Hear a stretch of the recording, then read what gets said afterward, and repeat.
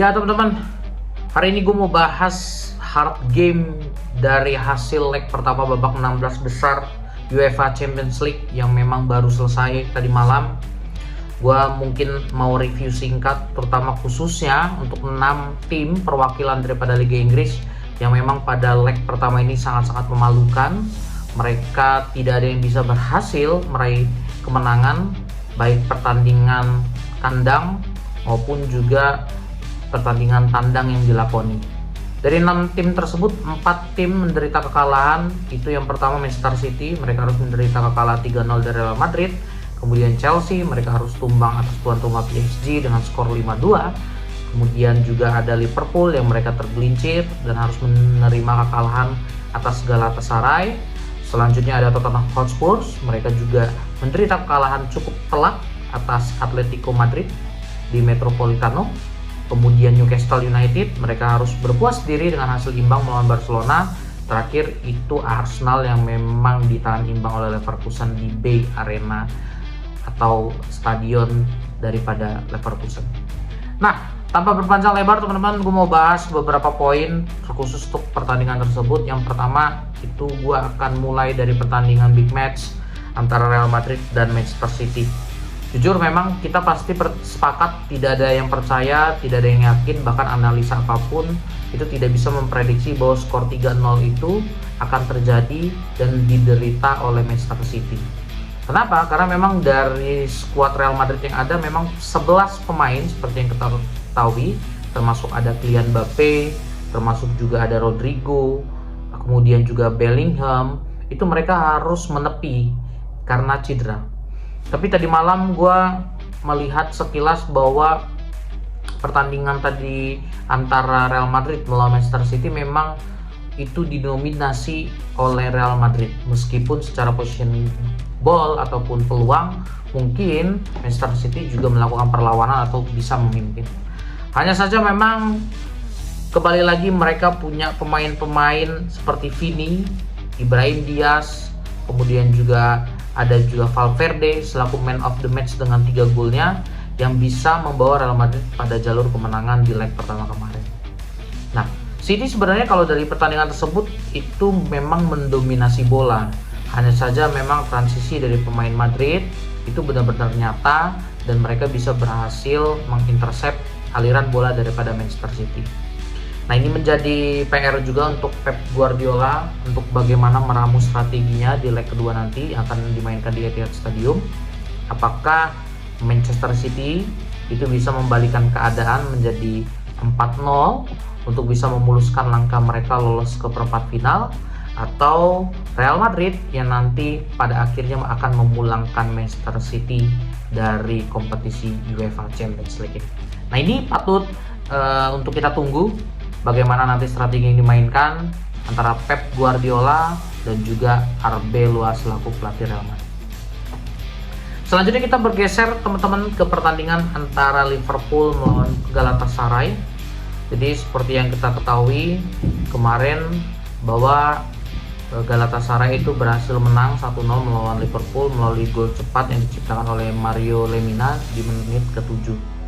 Jadi memang pertandingan antara Galatasaray dan Liverpool ini sesuai prediksi harusnya bisa dimenangkan oleh Liverpool. Tapi kembali lagi, bola bundar, kemudian juga ini bermain di kandang daripada Galatasaray dengan dukungan supporter yang cukup mengganggu, bising, bahkan meriah. Dan juga ini mungkin mengganggu konsentrasi dari permainan ataupun para pemain Liverpool. Sehingga memang pertandingan tersebut itu berhasil dimenangkan oleh Galatasaray dengan skor 1-0.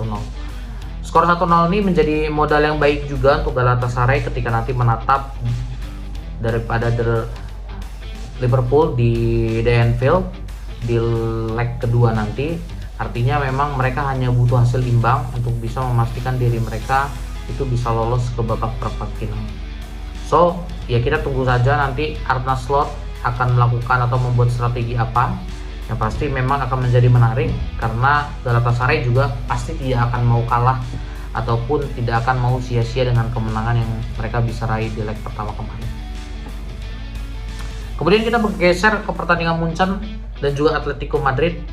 Ini yang menurut gua menjadi highlightnya, di mana Atalanta selaku tuan rumah itu harus menderita kekalahan yang sangat telak dengan skor 1-6. Jelas memang kalau dari rasio keberhasilan bisa lolos ke babak perempat final mungkin tidak sampai 5%. Karena untuk bisa mengalahkan Bayern Munchen, anak asuh dari Vincent Kompany di kandangnya, itu merupakan satu hal yang sulit bagi Atalanta untuk bisa menatap di leg kedua nanti mungkin di minggu depan. Hanya saja memang kembali lagi, gua hanya menyampaikan tidak ada yang tidak mungkin, tapi yang pasti modal kemenangan ini setidaknya memuluskan Bayern Munchen untuk satu langkah di depan untuk menatap perempat final. Permainan daripada anak asuh Vincent Kompany ini, terutama untuk Olise dan juga Musiala, memang lagi gacor-gacornya. Mereka benar-benar lagi wangi dengan gol-golnya, dan seperti yang gua ketahui juga, seperti Gnabry, Kimmich, Goretzka itu benar-benar lagi pada performance peaknya mereka masing-masing. Jadi memang Atalanta juga harus extra effort ketika nanti di leg kedua apabila mereka ingin memenangkan ataupun lolos ke babak perempat final, yaitu dengan minimal skor 6-0. Dan menurut gua mustahil atau mungkin bisa didapat, tapi dengan effort yang benar-benar lebih dan benar-benar bisa mematikan serangan ataupun aliran bola dari Bayern Munchen itu sendiri. Pertandingan selanjutnya antara Atletico Madrid dan Tottenham Hotspur, ini juga di luar prediksi juga, karena memang kita tahu bahwa di musim lalu Tottenham Hotspur itu merupakan juara daripada Liga Eropa. Artinya pengalaman di Eropa mereka miliki, mereka juga kenal dengan beberapa tim dari Liga Spanyol. Nah, hanya memang dari pertandingan yang kemarin itu ada tragedi bagaimana Anthony Kinski selaku penjaga gawang debutan Tottenham Hotspur yang diturunkan oleh Igor Tudor itu melakukan dua kesalahan sehingga memang berbuah pada pergantian penjaga gawang di menit ke-17. Dan memang gue lihat bukan karena blundernya saja, tapi anak asuh daripada Diego Simeone ini, Anthony Griezmann dan kawan-kawan, memang secara penampilan itu benar-benar memberikan penampilan yang menawan sehingga kemenangan tersebut itu menurut gue layak untuk mereka terima. Ini menjadi PR juga untuk Igor Tudor nanti di leg kedua, meskipun akan bermain di kandang Tottenham Hotspur, tapi yang perlu diingat bahwa Atletico Madrid ini bukanlah tim kemarin sore. Mereka punya pengalaman banyak di Liga Champions, dan ini akan menjadi tantangan untuk Tottenham Hotspur bagaimana strategi yang dimainkan dan bagaimana meredam aliran bola ataupun peluang-peluang yang nanti akan diterima oleh Griezmann ataupun Juan Alvarez. Pertandingan berikutnya gue mau bahas sekilas antara Barcelona dan Newcastle yang berakhir imbang. Sebenarnya dari pertandingan ini gue bisa bilang Barcelona itu termasuk beruntung karena gol Lamine Yamal melalui penalti di menit ke-90 90+4 itu memang karena kesalahan daripada back Newcastle yang melakukan sliding. Kalaupun itu memang tidak dilakukan sliding, gue mungkin melihat bisa jadi itu tidak terjadi gol juga. Tapi kembali lagi ya pertandingan itu sudah terjadi. Dan ini menjadi catatan juga untuk Newcastle bahwa di leg kedua nanti mereka harus setidaknya mempertahankan gaya main mereka apabila mereka ingin lolos ke babak perempat final. Kita sama-sama tahu bahwa Barcelona ini kalau udah bermain di Camp Nou atau di stadion mereka memang punya aura ataupun jiwa yang lain gitu, karena memang pendukung ataupun supporter itu benar-benar memadati stadion tersebut. Tinggal bagaimana nanti Newcastle, para pemain bisa untuk mengelola mental mereka dan mempertahankan gaya main mereka, karena dari statistik yang ada itu mereka bisa melakukan position ball, bahkan tembakan juga itu lebih banyak daripada Barcelona. Nah, ini menjadi kunci yang baik menurut gua bagi Newcastle dalam menatap leg kedua melawan Barcelona. Selanjutnya, ini yang gak habis-habisnya, gua mau bahas Bodo Glimt versus Sporting Lisbon. Kemarin mengejutkan, mereka bisa menang 3-0 melawan Sporting Lisbon, dan kita harus berikan pujian atau apresiasi setinggi-tingginya bagi perwakilan Norwegia ini, karena memang tidak habis-habisnya mereka memberikan kejutan. Sempat mengalahkan Inter Milan, mengalahkan Atletico Madrid, menahan imbang Manchester City.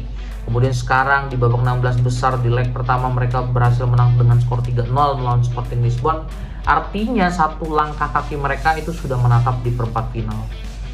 Nah, siapapun nanti yang akan melawan mereka, baik itu Bayer Leverkusen ataupun Arsenal, wajib untuk tidak menganggap remeh Bodo Glimt ini.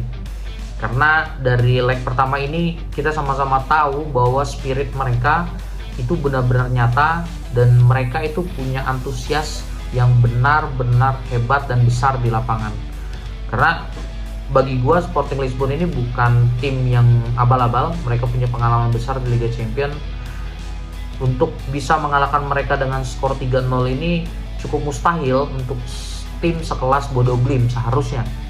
Tapi dalam pertandingan kemarin itu gue melihat spirit daripada Bodo Glimt, gaya bermain mereka yang ngotot, kemudian mereka itu benar-benar pressing juga dijalankan, passing, visi dan lain-lain tuh memang juga bisa mereka terapkan di pertandingan melawan Sporting, sehingga 3 gol ini itu lahir bukan karena kebetulan tapi memang hasil karya daripada kerjasama antar pemain Bodo Glimt.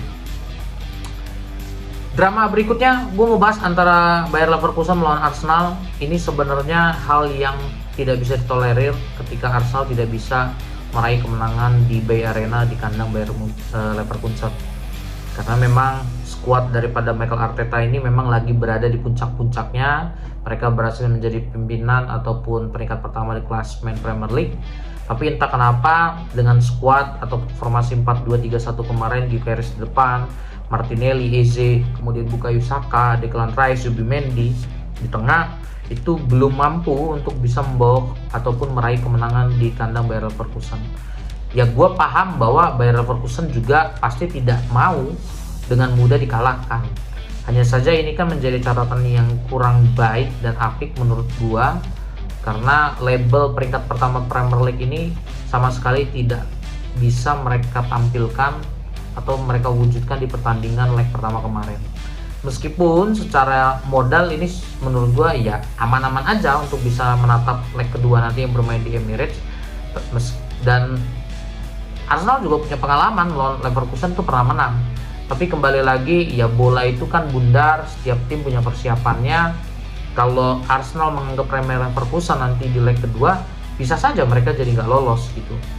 Nah jadi menurut gue Arteta harus benar-benar kasih perhatian ke anak-anaknya bahwa Leverkusen nanti di leg kedua bisa saja itu mereka jor-joran dan mengeluarkan semua kemampuan mereka untuk bisa lolos ke babak perempat final. Dan satu lagi catatannya adalah ketika pun Arsenal bisa lolos, jangan juga meremehkan siapa calon lawannya, baik itu Sporting Lisbon ataupun Bodo Glimt. Terakhir, gue mau berikan kritik kepada tim Premier League, teman-teman. Ada 3 hal. Yang pertama itu bicara fisik dan taktik. Jelas kekalahan besar seperti Tottenham Hotspur, kemudian Manchester City itu tidak lain tidak bukan karena dipengaruhi oleh pertandingan yang cukup padat juga di Premier League, terutama untuk kompetisi-kompetisi lokalnya. Jelas ini membuat pemain-pemainnya pasti lebih cepat ataupun lebih rentan untuk menderita kelelahan fisik. Oleh karenanya memang treatment itu harus dilakukan dengan tepat dan benar, sehingga nanti di leg kedua anak asuh ataupun tim-tim Premier League ini bisa membalikan keadaan dan mereka bisa lolos ke babak perempat final berikutnya. Nah terakhir, kemudian juga gue mau bahas overconfidence juga yang terjadi. Ada kesan bahwa dengan 6 perwakilan tim Inggris ini terus mereka jumawa, mereka yakin bahwa mereka akan mudah lolos. Tapi faktanya leg pertama kemarin membuktikan bahwa 6 wakil Premier League itu memang gak ada apa-apanya juga. Bahkan mereka pun tidak ada yang bisa meraih hasil imbang. Apalagi kalau tim sekelas Chelsea, Manchester City, kemudian Tottenham Hotspur itu dibantai, di mana marwah atau wajah Premier League gitu, yang katanya salah satu kompetisi liga yang paling ketat di dunia ini. Nah, berikut itu gue mau bahas juga kritik lainnya ialah terkait rapuhnya pertahanan dari tim-tim Premier League. 8 pertandingan kemarin itu mereka sudah kebobolan 16 gol dengan total gol hanya memasukkan 6 gol. Artinya ini ada gap yang cukup jauh, di mana lini pertahanan tim-tim Liga Inggris ini memang juga harus diperhatikan juga. Artinya sangat mudah dan rentan untuk bisa berikan ataupun dibuat gol bagi tim lawannya. Karena kenapa?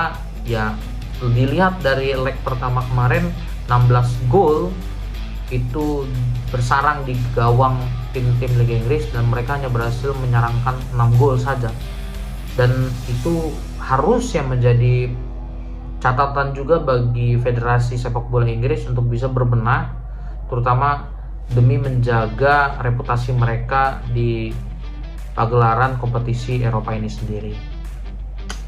Makin menarik teman-teman untuk ditunggu di leg kedua nanti. Yang pasti gue berharap memang tim daripada yang gue dukung, Arsenal, itu bisa memberikan penampilan yang baik. Jangan sampai mereka meremehkan. Gue berharap di Emirates Stadium nanti di leg kedua itu mereka bisa all out. Dan yang pasti pemain-pemain juga dalam keadaan sehat dan memang mereka bisa memberikan performa yang terbaik. Demikian konten dari gue terkait dengan hasil leg pertama babak 16 besar ini. Jangan lupa untuk di komen, like, dan share. Dan tetap tunggu informasi atau update mengenai sepak bola baik dalam dan luar negeri. Salam olahraga.